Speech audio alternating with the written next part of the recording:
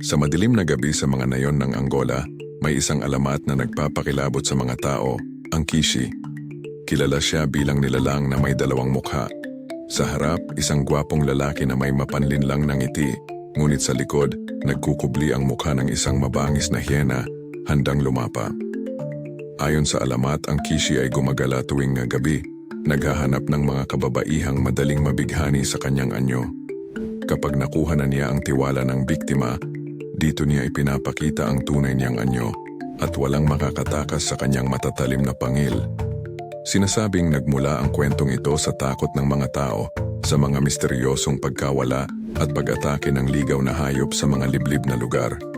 May mga bersyon na nagsasabing ang Kishi ay dating tao na isinumpa dahil sa matinding kasakiman at panlilinlang.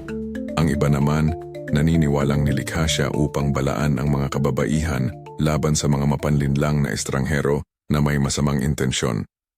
Sa kabila ng paglipas ng panahon, nananatili ang alamat ng Kishi bilang isang malakas na paalala na hindi lahat ng maganda sa paningin ay ligtas.